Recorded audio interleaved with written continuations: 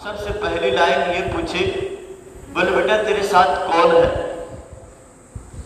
मेरे अंतःकरण की गहराई में जा करके मैंने केवल एक शब्द बोला, आप और गुरुजी। बस इतना शब्द बोलता ही कि माता जी ने नक्शे को माथे पे लगाया, उसकी घड़ी करी और बोला नीचे व्यवस्था कार्यालय में जाना, व्यवस्था से मिलकर के घर जाना। अब मैं व्यवस्था कार्यालय में गया तो उस समय के व्यवस्थापक महोदय ने मेरे को एक छोटी सी लगभग 48 पेज की पुस्तक दी। पुस्तक का नाम था लोक सेवयों की दिशा बोध। वो पुस्तक को लिया मैंने, वहीं पर उसको पढ़ लिया और गांठ बांध लिया। उस पुस्तक में लिखा हुआ था कि मेरा कोई भी बच्चा हनुमान से कम नहीं रहे। दूसरी बात लिखी हुई थी, जो योजना बनाई जा रही है वो योजना के लिए साधन कहाँ से आएंगे, कौन देगा और कब पूरी होगी, इसकी चिंता आप मत करना। जिन्होंने प्रेरणा दी है वो स्वयं पूरी करेगा। ये 1.5 लाइनें मेरे लिए गुरु मंत्र बन गए। और मैं वापस आया और अपने उस नक्शे को गायत्री माता के गुरु जी के चरणों में रख करके प्रार्थना करी कि कहीं जमीन मिल जाए। भटकते रहे जमीन के लिए, सोचते रहे। यहाँ एक अरविंद जी बुद्ध देव थे, दूध डेयरी थी उनकी, वहाँ मैं दूध लेने जाता था। एक आदिवासी वहाँ दूध देने जाता था इधर पीछे से। तो उस आदिवासी को मैंने कहा, मैं कहा भैया तेरा खेत वेत है क्या? बोले है। कहाँ है? बोले एबी रोड पे जापले में। कितना है? बोले 2 जगह है। मैं कहा नहीं, एक आध जगह कोई रोड से आसपास। बोले रोड से जो गांव है उसके पीछे एक रोड जाता है लवानी तरफ, उसके किनारे पर है, 1.5 से 2 एकड़ आएगा। ठीक है, कितने में देगा? बोले 25,000 रुपए में। हमने विचार किया कि आज अपने पास 2500 रुपए नहीं, इसको 25,000 कहाँ से देंगे। लेकिन फिर भी अपने गुरु को अपन बता देते हैं कि जमीन मिल गई है। गुरु जी के चरणों में नक्शे के ऊपर लाइन बोली, गुरु जी जमीन मिल गई है, अपने पास 25,000 की व्यवस्था करनी है। दूसरे दिन सुबह 4 बजे नित्य की तरह ध्यान में बैठे और प्रार्थना करी। बोले गुरु जी कहाँ से शुरुआत करूं, 25,000 रुपये कहाँ से आएंगे? बोले बेटा 2 लोगों से मिल। किन से मिलो? तो बोले सबसे पहले सेंधवा का सबसे पुराना अखंड ज्योति का पाठक कौन है, उससे मिल। और दूसरा उससे मिल जो सेंधवा का सबसे अमीर आदमी हो। धनवान से मिल और ज्ञानवान से मिल। ठीक है, आज्ञा थी। तो मेरे पास कुछ कॉलेज के बच्चे मेरे पास रोज शाम को बैठने आया करते थे और एक प्रज्ञा मंडल बना रखा था, उसके कार्यकर्ता आया करते थे। मैंने उनको पूछा, मैं कहा भैया सेंधवा में सबसे ज़्यादा पुराना अखंड ज्योति की कोई बातें करता हो? वो है, वो है, वो है। ऐसा करते हुए उस आदमी के पास मेरे को उन्होंने पहुँचा दिया। फिर उन्होंने कहा कि भैया धनवान आदमी कौन है? तो 5 के नाम बताए थे। 5 में से फिर लास्ट में एक का नाम बताया। ठीक है भाई। तो मानवीय चेतना के नाते मैंने अपना पहला काम शुरू किया। तो नक्शा को सबसे पहले मैं धनवान आदमी के घर गया और उस धनवान आदमी के घर जा करके प्रणाम करके अभिवादन करके बैठा। गादी पे बिठाया उस आदमी ने। बोलो किधर आए? अपना नक्शा खोल करके बताया। एक क्षण वो व्यक्ति रुका और 4-5 इतनी कड़वी और इतनी कठोर भाषा में जवाब दिया मेरे को। शायद कोई ऐसा व्यक्ति होता है तो बहुत दुखी हो जाता है, लेकिन वो कड़वी और कठोर बातें सुन करके मेरे चेहरे पर न कोई परिवर्तन आया, न कोई सिकन आई, क्योंकि मैं तो एक पोस्टमैन था, संदेशवाहक था। मेरे को भेजा गया था, मैं नहीं गया था। अब मैंने वो कागज का नक्शा वापस उठाया, माथे पे लगाया और उस सेठ जी को एक बात कही थी। मैं कहा सेठ जी, इस स्थान का भूमि पूजन जब होगा तो आप सब परिवार इसके लिए आमंत्रित है, आप जरूर पधारना। और मैं अपना उतर करके वापस आ गया। मेरे पास उस समय एक एमएटी थी और मैं अपनी एमएटी को स्टार्ट किया और किले अंदर शक्तिपीठ आ गया। आकर के नक्शा और चिट्ठी गुरुजी के चरणों में वापस रख दी। मैं कहा गुरुजी, जिसके पास आपने भेजा उसने ऐसे ऐसी खरी खोटी जो भी सुनाना थी सुना दी।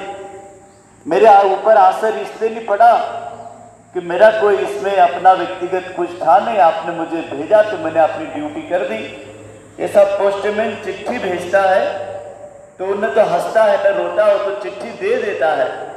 ऐसे मैंने तो आपकी चिट्ठी दे दी, मैं क्यों हंसूं और क्यों रो, क्योंकि मेरा कुछ है ही नहीं इसमें।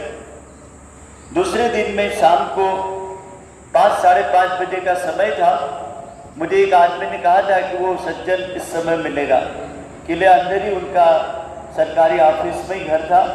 मैं उनके पास गया, बेल दबाई। 4-5 लोग आजू बाजू और रहते थे।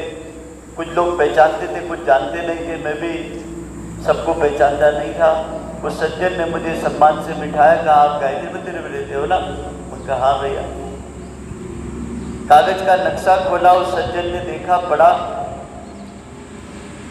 एक क्षण आंख बंद करके मेरी तरफ देख करके एक शब्द पहला जो बोला आज भी मुझे याद है, ये तो बहुत पवित्र कार्य है और ये ईश्वर की ही योजना है और ये कार्य जरूर पूरा होगा। और मेरे हाथ में नक्शा और स्वयं ने उठा करके घड़ी करके दे दिया। अपनी पत्नी से कहा, बोले कुछ लेंगे आप, चाय नाश्ता दूध? तो बहन जी को आज्ञा दी, मैंने कुछ लिया नहीं। लेकिन उस सज्जन ने जब मैं डेली से उतर गया, जब बोला मैं बहुत बड़ा कुछ दे तो नहीं सकता दान, क्योंकि मैं एक शिक्षक हूँ, बाकी इतना कहता हूँ मेरे पास एक पुराना स्कूटर है, जब भी आपको कभी जरूरत पड़े तो रविवार के दिन 5 से 6 बजे के बीच में 1-8 घंटा मेरा और मेरे स्कूटर का लिए आप उपयोग कर सकते हैं। मैं कहा नहीं सर, कोई आपसे मैं लेने नहीं आया हूँ, मैं तो केवल आपको एक चिट्ठी बताने आया था, मैं तो वापस जा रहा हूँ। गुरुजी माता जी के चरणों में चिट्ठी वापस रख दी और एक ही बात बोली, मैं कहा ये दोनों लोगों से मिलवा दी आपने, अब आगे का क्या है आप आज्ञा करना। शनिवार की शाम को वो आदमी होके पूछता है, बोले यार तुमने 25,000 बोले थे जमीन को कब खरीदोगे? मैं कहा भैया कल रविवार है, कल 5 बजे तुम वहाँ रोड पर मिलना। रोड की हालत बहुत खराब थी, बहुत सकड़ा रोड था, गांव की सड़कें भी आज तो अच्छी, ऐसा भी रोड था। और सर का पुराना स्कूटर, मेरे मिट्टी, हम दोनों भाई आए। वो आदिवासी यहाँ रोड पर खड़ा था, ले गया अंदर, तो स्कूटर तो जा भी नहीं पाया, हमने रास्ते में खड़ा कराया। बोले ये जमीन है। अब वो जमीन को देखने के बाद मेरे लिए तो कोई बड़ी बात थी नहीं, क्योंकि पैसा था नहीं, तो मुझे तो जमीन अच्छी भी लगी। लेकिन वो सर ने जरूर बोला, पंडित जी आपके पास से जो नक्शा है ना, बहुत बड़ा नक्शा है, ये 1.5 से 2 एकड़ जमीन में पूरा होगा नहीं। और दूसरी बात ये आदिवासी जमीन नाम पे होगी कि नहीं, ये भी मामला गड़बड़ दिखता है। इससे जो होगा देखा जाएगा। हम जब आने लगे एक ऐसा पूरा का पूरा लंबा बाड़ा मिला। मगर सर ये क्या है? बोले गोई वाले सेठ का फार्म हाउस से, बोले भिक्खू जी करके अग्रवाल जी रहते हैं, यदि होंगे तो बोले अपने को चाय पी के चलना है। अब मैं तो बोल रहा मैं, मेरा तो कोई उनसे परिचय था नहीं और मैं चाय भी नहीं पीता, तो मैं तो अपने हिसाब से गया कि भाई ये सर को सेठ जी से मिलना है, ये मिलेंगे। बाकी जब हम पैदल चलने लगे थोड़ा सा, तो मेरे को बोले इनके बच्चों को मैंने पढ़ाया है और यदि मैं इनको कुछ कहूँगा कि पड़ोस में जो आप बना रहे हैं, तो अनाज लकड़ी पानी के लिए कभी कभी सुख दुख में व्यक्ति मदद कर देगा आपके। तो अरे एक भाव पैदा हो गया कि चलो कम से कम मेरे पास में अच्छा पड़ोसी रहेगा तो पानी की, लाइट की, लकड़ी की, अनाज की मदद कर देगा। अब सर ने उनसे बात करी लकड़ी के बाकड़े पर थोड़ी सी, मैंने तरफ इशारा करके कहा ये गायत्री मंदिर के पंडित जी है, आपके बाजू में एक ऐसा आश्रम बनाएंगे। तो मेरे पास तो नक्शा तैयार ही था, जेब से निकाला, रखा, उन्होंने नक्शा देखा, क्षण भर आंख बंद करी और स्वयं कामधेनु गौ माता उनके कंठ से बोल उठी, बोले देखो पंडित जी, बोले आदिवासी की जमीन थोड़ी सी है, कहाँ लफड़े में पड़ते हो, भगवान ने मेरे को बहुत जमीन दी है, आपको जितनी जमीन चाहिए मैं दान कर दूंगा। इतना बोलते ही मेरे तो रोम रोम आज भी वैसे खड़े हो रहे जिससे उस दिन। कहा मैं जो सोच रहा हूँ मेरा गुरु मेरे से आगे चल रहा है, व्यवस्था वही कर रहा है। उनके मुनिम को बुलाया, मुनिम जी हमको रोड के दोनों किनारे की जमीन दिखा के अंत में यहाँ लाए। तो हमको भारी खड़े करना पड़ा, बहुत उबड़ खाबड़, नाले टूटा पथरीला। जहाँ पर गुरुदेव का स्टेचू लगा हुआ है वहाँ हमको उसने खड़ा कर दिया, जय जवान जय किसान के घाट पर लास्ट में ले जाकर। बोले साहब ये हमारे सेठ जी की पूरा एरिया है, ये देख लो। तो उसने एक बात कही थी उस दिन, बोले यार तुम काय बेड़े में परेशान होंगे, बोले यहाँ पानी भी नहीं है और ये देखो गड्ढे, बहुत सारे पेपर, बहुत सारे कपड़े, बहुत सारी टूटी आटेचियाँ, बोले चोरों का अड्डा है, बोले यहाँ पर जो गाड़ियाँ लूटी जाती है इधर जामगी लवानी घाटे पर, तो यहीं पर छोटे और परेशान करते बोले। और मैंने देखा बहुत सारी आटेचियाँ, पेपर, कागज, फाइलें, बहुत सारा कचरा पड़ा था जहाँ हमने सरोवर बना रखा है। कब भैया वो तो सब बात की बात है। एक पलास का पेड़ था वहाँ पर, उसके ऊपर दक्षिण आवृत्ति बैल चढ़े हुए थे। और मैंने कहीं तरु विज्ञान में पढ़ रखा था कि पलास के पेड़, पीपल और बरगद के ऊपर दक्षिण आवृत्ति कोई बैल चढ़ी हो तो वहाँ आध्यात्मिक ऊर्जा अधिक होती है, वहाँ पर कोई भी आध्यात्मिक कार्य करना चाहिए। कब भैया सेठ जी को बुला के लाओ, ये जमीन इसी को दान में लेना है। सेठ जी को लेकर क्या स्कूटर से पगडंडी बनी हुई थी, बाजू के लोग यहीं से सीधे जाया करते थे, ऐसा रास्ता था। रास्ते में गाड़ी खड़ी करी, सेठ जी मिले, माटी हाथ में उठाई, फिर आरती ली, पूजा ली, दीपक ली, कुछ फूल नहीं, कुछ भी नहीं था। माटी उठाई उनके हाथ में दी, भूदान का संकल्प बोला और सेठ जी से माटी हाथ में लेकर के कागज में पुड़िया बांध के जेब में रख ली। हम वापस शक्तिपीठ गए तो एक 5.25 पौने 6 फीट का आदमी शक्तिपीठ के बाहर खड़ा था, अच्छा गोरा दे। मैं प्रणाम किया, मैं कहा भैया बोलो किधर आए? बोले मैं प्रज्ञा देने आया। मैं कहा अच्छा भैया प्रज्ञा पे भी थे, कहाँ रहते? बोले भी यही सिन्हा में रहता हूँ, अभी 3 महीने पहले मेरे यहाँ पोस्टिंग हुई, ऐसा शब्द बोला। मैं कहा आपकी पोस्टिंग कहाँ हुई, किस विभाग में? कोई मैं SDM कार्यालय में राजस्व विभाग में मैं सीमांकन करता हूँ जमीन का और रजिस्ट्रेशन का मेरा कार्यालय का विभाग है, तहसीलदार के बाजू में बैठता हूँ। इतना बोलते ही मेरी आंखें भराई, रोक रोक खड़ा हो गया। वो व्यक्ति मेरी पीठ पे हाथ रखा और एक शब्द बोला था, आज भी मुझे याद है। मेरे जैसे व्यक्ति ने यदि कोई धोखा दिया हो, मैं वैसा व्यक्ति नहीं हूँ। मैं पंडित श्री राम शर्मा आचार्य का शिष्य हूँ और मैं नियमित गायत्री जप करता हूँ। मेरे लायक कोई काम हो तो बताना। मैंने झट से वो माटी निकाली, उनके हाथ में दे दी पुड़िया। कहा कि भैया इधर जामली कनाडा के इधर इंदौर रोड तरफ एक सेठ जी शब्द बोला तो बोलने लगे। बोले वही वाले सेठ जी ने दी क्या? मैं कहा हाँ भैया, आपको कैसे मालूम? बोले इधर उनकी ज़्यादा जमीन है। मैं कहा कि भैया इसका रजिस्ट्रेशन कैसे करना? मैंने तो आज तक SDM कार्यालय देखा नहीं और अपनी ज़िंदगी की उम्र में कभी कोई ज़मीनों की खरीदी बिक्री नहीं करी है। अब आप देखना कैसे करना।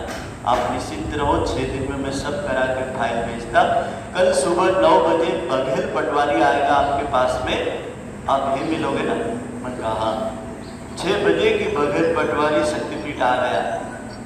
उसने खुद ने मेरे को बोला, बोले मैं जामली कलादा झोपाली शेरे का बघेल पटवारी हूँ और मेरे को सिंह साहब ने भेजा है आपसे मिलने के लिए।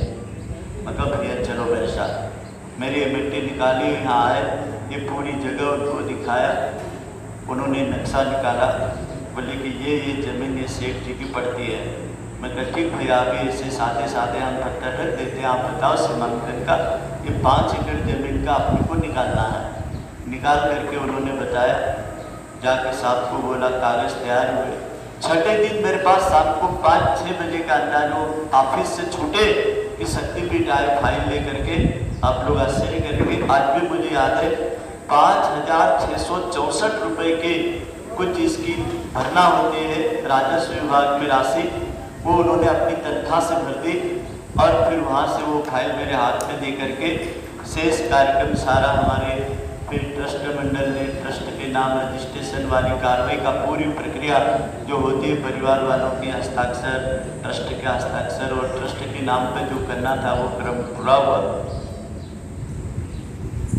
भूमि पूजन 4 फरवरी 1995 को हो गया। 24 कुंडी यज्ञ में नगर सेंधवा के सभी पार्षद आए। सेंधवा नगर की गणमान्य अतिथि आए। इसी बाजू में एक पहाड़ी पर बालू रेत के ऊपर, काली रेत के ऊपर एक थर्मोकोल का मॉडल बनाया गया था। प्लास्टिक के पुष्टों का, थर्मोकोल का, सादे पुष्टों का, फोकट वाले जितना भी मिल जाता था उससे एक मॉडल बनाया था, क्योंकि पैसा था नहीं। वो लिखने का भी काम था, तो एक कप में शाही घोल लिख और उससे लिख दिया। जितना भी आज आप भवन बिल्डिंग देख रहे हैं, ये उस समय लिखे हुए थे थर्मोकोल के और कागज के पुष्टों पे, और मॉडल भी उसी के रेत पर यहाँ बनाए थे। एक सेठ जी ने चलते चलते, अच्छा करोड़पति सेठ जी था, उसने चलते चलते किसी के कान में बोला था। उस आदमी ने मेरे को बाद में बोला, बोले लगता है जवान लड़का है, कुछ दिन के लिए इसका पसीना बहा लेगा, लेकिन यहाँ होना जाना कुछ नहीं है, क्योंकि इस क्षेत्र में गरीबी इतनी है कि इतने बड़े मॉडल को साकार करने के लिए करोड़ों का पैसा लगता है। एक मंदिर बनाना और एक घर चलाना आसान बात है, लेकिन इतना बड़ा तंत्र, ये तो कोई एक सपना है, एक कल्पना है। ऐसा हंसते हुए बोलते हुए एक दिन अपना निकल गया। लेकिन जिस आदमी ने सुना, उसने मेरे को जब बाद में बोला तो मैंने मुस्कुरा करके कहा, मैं कहा जी भैया, मैं कहा वो आदमी ने ठीक ही ठीक बोला है कि यहाँ कोई संभावना नहीं है, लेकिन जो संभावना है वो परोक्ष जगत में है और उसकी सामर्थ्य स्थूल जगत की है। उसने देखा है यहाँ पर और हमने देखा है वहाँ पर, वहाँ और यहाँ में बहुत अंतर है। यहाँ आदमी को पेट भरने के लिए भी बहुत अपनी पसीने की एड़ी से चोटी की जोर की आवश्यकता पड़ती है, और जिसका संबंध वहां से होता है ना, उसको तो केवल दृढ़ संकल्प और निश्चय करने की देर है, और भूमि पूजन होगा उसी दिन, उद्घाटन की तारीख तय होगी यहाँ पर। वैसा ही हुआ, भूमि पूजन हुआ आश्रम का। भूमि पूजन के बाद एक कलश के अंदर, एक मटके के अंदर मिट्टी डलवा दी। गुरुदेव माता जी ने कहा, बेटा यहाँ के आसपास के 108 गांव का जलरथ लाना और उसकी यहाँ स्थापना करना। तो शक्ति स्तंभ में 108 गांव की प्रवज्जा करके जलरथ लाए, अनुष्ठान करा, स्थापना करी। 3 महीने तक अकेले रहते रहे, कई रास्ता सूझा नहीं। एक दिन ऐसे ही ध्यान में भाव आया, और यार कुछ तो करना चाहिए, कहाँ से शुरुआत करें? तो वहां से शुरुआत की जाए जहाँ से गुरुदेव ने करे। तो हम क्या करें? शुरुआत करने के लिए मन बना लिया कि कल प्रातः गाय लेकर के आना है, क्योंकि गुरुदेव ने गाय को जौ खिला के अनुष्ठान करे, गायत्री सिद्ध करी। तो हम 1.25 लाख का गौ माता को जौ खिला करके एक अनुष्ठान तो कर ही सकते हैं। इतनी भर मेरी आस्था थी, गाय को मैं कोई ज्यादा जानता नहीं था। किसान का बेटा हूँ, बचपन में गाय के साथ रहा भी हूँ, गाय भी चराई है, लेकिन गाय का ज्ञान विज्ञान मेरे दिमाग के नस नाड़ियों से, विचार शक्ति से कोसों दूर था। जैसे आम आदमी गाय गाय बोलता है, ऐसा मैं भी गाय बोलता था। अब गाय लाने की इच्छा से हमने निर्णय किया, लेकिन फिर जेब में देखा तो पैसे नहीं, तो रुक गए। लेकिन प्रातः जैसे ही 4 बजे का ध्यान खत्म हुआ कि निश्चय पक्का हो गया कि आज शाम तक गाय गायत्री धाम के गेट के अंदर लाना है। एक मन बनाया कि जिस सेठ जी ने इतनी बड़ी जमीन दान कर दी, उन्हीं के पास चलते हैं। यदि गौ माता है, उनके खुटे पर 50 गौ माता है, 10 जोड़ी तो बैल जोड़ी थे। इतना बड़ा किसान तो एक गाय तो नहीं देगा। अब हम जैसे जाते हैं, उनके खलियान में कदम रखते हैं कि सेठ जी बिल्कुल अभिवादन की मुद्रा में, जैसे कोई उनके घर में स्वयं नारायण उनको कुछ देने या लेने आया हो। मैंने भाव उनके देखे, पर पंडित जी में बहुत देर का मेरे मन उनको बोल रहा कि पंडित जी को बुला के लाओ, देखो आप स्वयं आ गए। अब हम मौन हो गए। अब हम तो याचक बन के गए थे, बोले कैसे, उनकी सुनना है। मैं बोलो दादा क्या काम है? बोले काम वाम कुछ नहीं है, आपको एक गाय देना है। मेरा हृदय गदगद हो गया और भीतर से अपने गुरु के प्रति अनंत गुना पूर्ण होने के लिए उद्धत होने लगा है। भगवान केवल विचार आते हैं और आप सब व्यवस्था करके रखते हो। उनका दादा पहले तो आप ये बताओ आप गाय क्यों दे रहे हैं? माता मेरी तरफ आने लगी, पीठ पे हाथ रखा, हे माता आप हमारे ऋषि कुल के स्वामी, हम आपकी संतान, चलो अपने ऋषि कुल के निर्माण के लिए आपका आमंत्रण करते ऋषिगण। बस हम दोनों माँ बेटे बगैर रस्सी बांधे बगैर कुछ बताए आने लगे। यहाँ जैसे ही आई, ये पलाश का पेड़ जहाँ सूर्य मंडप बन रहा है, वहाँ एक गड्ढा था, वहाँ मैं रहा करता था। दीपक वहीं पहला जलाया था, वहीं पे अखंड जप रखा था भूमि पूजन के समय। वहाँ गौ माता खड़ी हो गई, दसों दिशाओं में देखे, मेरी पीठ पे सिर रखा। दोनों माँ बेटे रात्रि विश्राम के आने पर प्रातः संकल्प लिया 1.25 लाख अनुष्ठान का। अनुष्ठान पूरा हो गया। अनुष्ठान की पूर्णावती तक मैं केवल गैया मैया बोलता था, लेकिन जब पूर्णावती के बाद गैया मैया शब्द माई ने मेरी जुबान से भुला दिया। बेटा मैं ही सूर्य मैया हूँ। मैं जानता नहीं था कि सूर्य मैया क्या है। प्रोफेसर त्रिपाठी जी हाँ इंदिरा कॉलोनी में रहते थे, वो रिटायर हुए तो वो मेरे को गीता प्रेस गोरखपुर का 2 विशेषांक चरक संहिता भेंट करने के लिए आए। और मैंने जब उसमें पढ़ा तो उसमें लिखा था कि समुद्र मंथन से जो पहली गाय निकली उसका नाम सूर्य माता था। भगवान कृष्ण ने जो 60 लाख गायों को बांसुरी पे चराया उसका नाम सूर्य माता था। भगवान ब्रह्मा जी ने पुष्कर जी में जब पहली बार वेद मंत्र गायत्री मंत्र का उच्चारण करा और जो प्राण से दूध का उफान हुआ और उससे गाय जो प्रकट हुई उसका नाम सूर्य माता था। मेरा पागलपन और बढ़ गया। अब तो गाय गोबर करे तो मेरे कर कमलों में और गोमातिक करे तो माथे में। यहाँ कोई था नहीं, न घर था न रहने की जगह थी।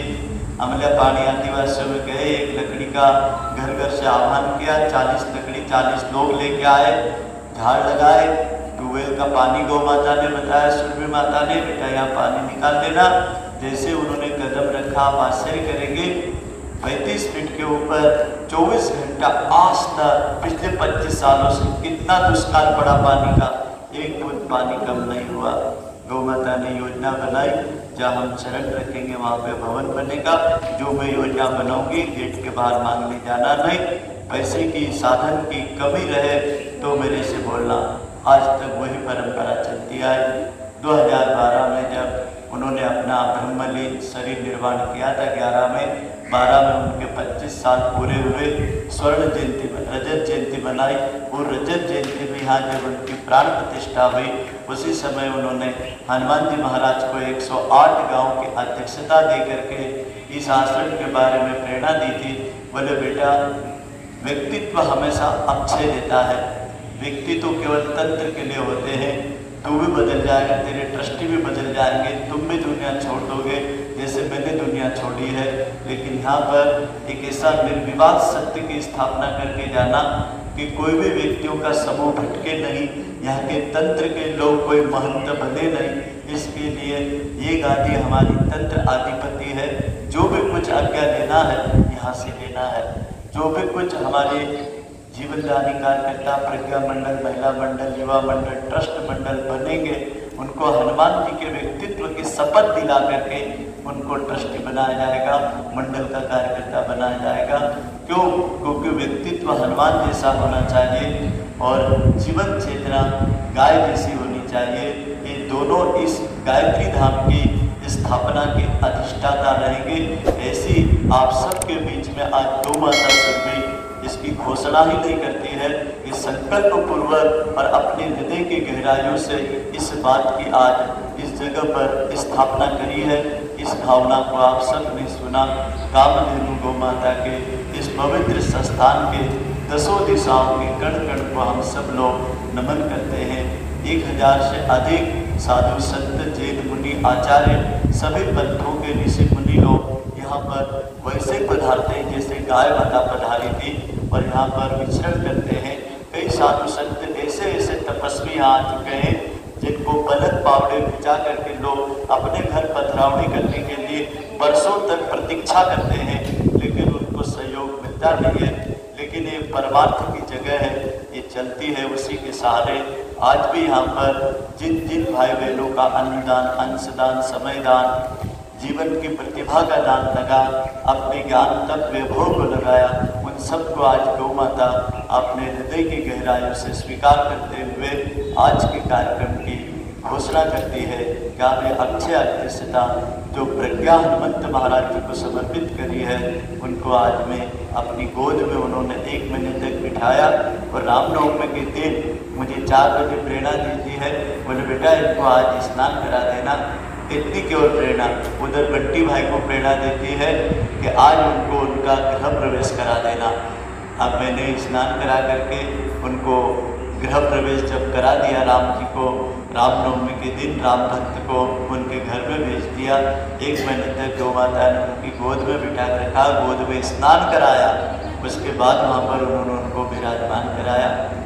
धन्य है ऐसी गौ माता, धन्य ऐसी श्रद्धा, धन्य ऐसा विश्वास, धन्य ऐसी प्राण शक्ति जो जीव के अंदर शिव की शक्ति को अवतरित करने की शक्ति प्रदान करती है। इन्हीं मंगल कामनाओं के साथ में आप सब ने इस पवित्र अनुष्ठान का आज एक छोटा सा जो इसकी यात्रा थी उसको सुना। आज के दिन इस यात्रा को सुनाना एक बड़ा महत्व का विषय था, क्योंकि आज एक नया पाठभर जिनको दे रहे हैं उनके चरणों में एक तरह से यात्रा एक निवेदन यात्रा थी। अब आगे का कार्य हनुमान जी महाराज स्वयं संभालेंगे। वो स्वयं रुद्र है, स्वयं शिव है, स्वयं सृजन है, स्वयं कल्याण। हमारे YouTube चैनल को सब्सक्राइब करें और बेल आइकन जरूर दबाएं। गायत्री धाम की समस्त गतिविधियों के बारे में आपको अपडेट मिलती रहे।